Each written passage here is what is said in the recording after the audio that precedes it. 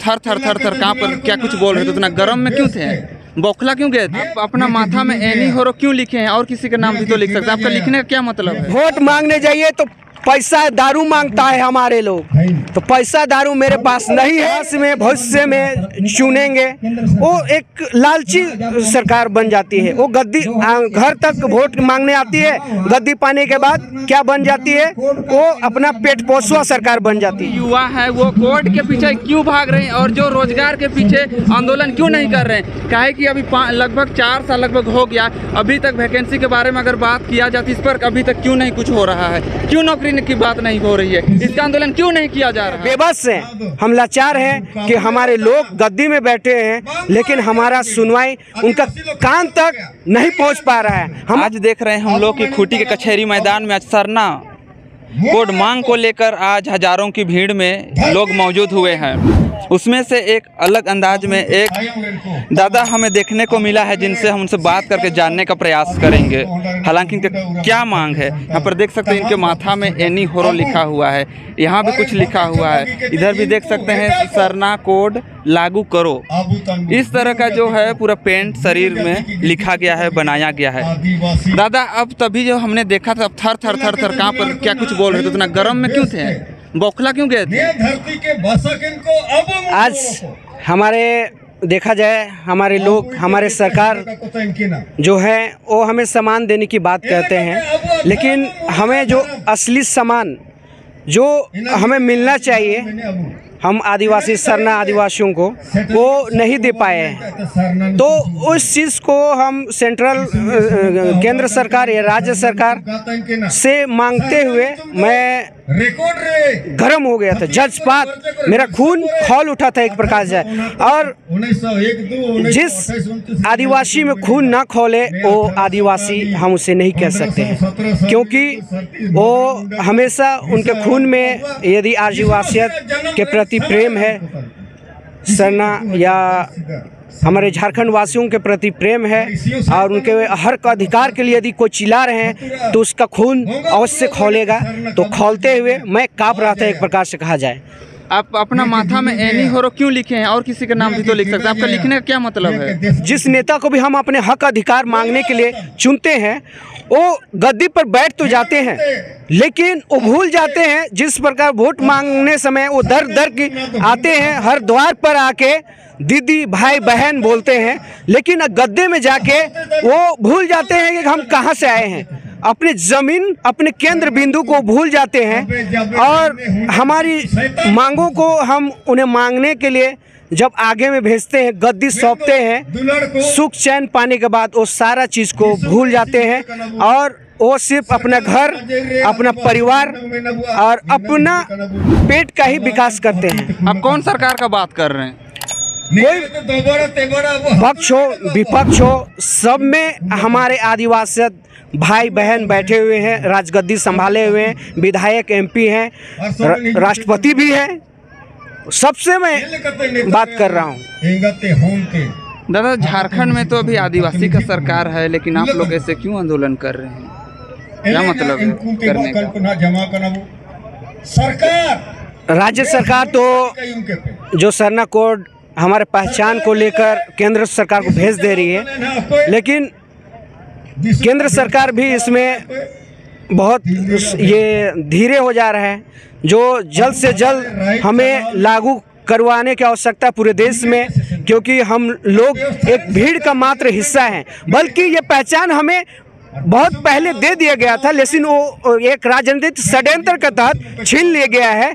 तो फिर से उन्हें हम रीशेड्यूल करना रखना चाहते हैं, रखवाना चाहते हैं, और उसी को मांग के हमारा जो पहचान जो एक आदिवासियत सरना कोड से है, उस पहचान को हम मांगना चाहते हैं। मांगना नहीं, एक ये झारखंड भारत का एक रियल आदिवासी एक मालिक होने के नाते हम उसे छीनना चाहेंगे, लेकिन हम ये बेबस हैं, हम लाचार हैं कि हमारे लोग गद्दी में बैठे हैं, लेकिन हमारा सुनवाई उनका कान तक नहीं पहुंच पा रहा है। हमारी मांग उनके कान तक नहीं पहुंच पा रहे हैं, वो अंधी बहरी सरकार बन के बैठे हैं।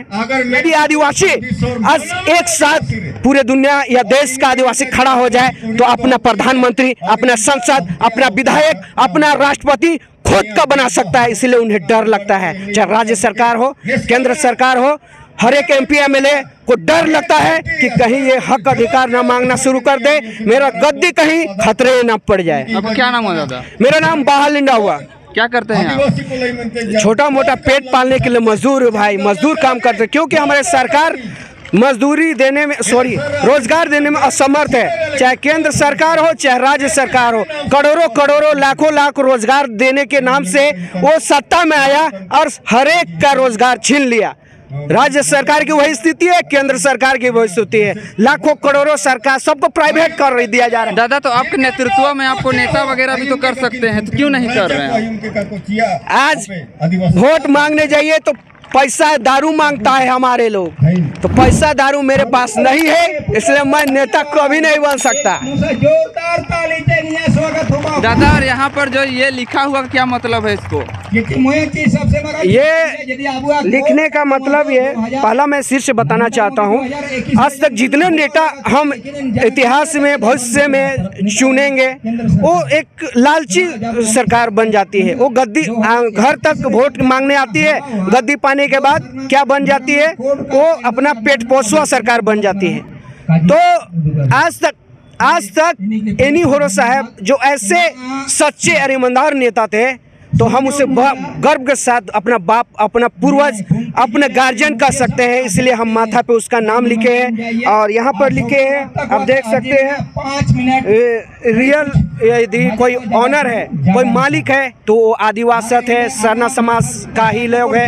हमें आदिवासी कहने से डरता है सरकार, चाहे राज्य सरकार, चाहे केंद्र सरकार, कहीं अपना हक, अपना मालिकाना हक क्यों न मांग खड़ा होकर हो जाए, इसलिए वो डरती है। वो इसलिए बहरी, गूंगी और अनपढ़ रखने का काम हमें कर रही है, बेरोजगार रखने का, क्योंकि बेरोजगार रहेंगे तो नेता के पीछे भागेंगे, दारू हड़िया के पीछे भागेंगे, कमाना शुरू करेंगे तो अपना बीवी बच्चा पालना शुरू करेंगे। तो डरती है सरकार, कहीं ये नेता ये पढ़ लिख के मजदूर पैसा कमाने लगे तो हमारा पीछे कौन दौड़ेगा? जय जय जय जय झंडा ढोक के घूमेगा, कौन हमारा करेगा, सेवा करेगा? दादा, यहाँ पर आप लोग जैसे युवा पूरे झारखंड में बहुत ज़्यादा हैं, लाखों की संख्या में है, लेकिन आप लोग जैसे जो भी युवा है वो कोर्ट के पीछे क्यों भाग रहे हैं और जो रोजगार के पीछे आंदोलन क्यों नहीं कर रहे हैं? काहे कि अभी लगभग 4 साल लगभग हो गया, अभी तक वैकेंसी के बारे में अगर बात किया जाती इस पर अभी तक क्यों नहीं कुछ हो रहा है? क्यों नौकरी की बात नहीं हो रही है? इसका आंदोलन क्यों नहीं किया जा रहा है?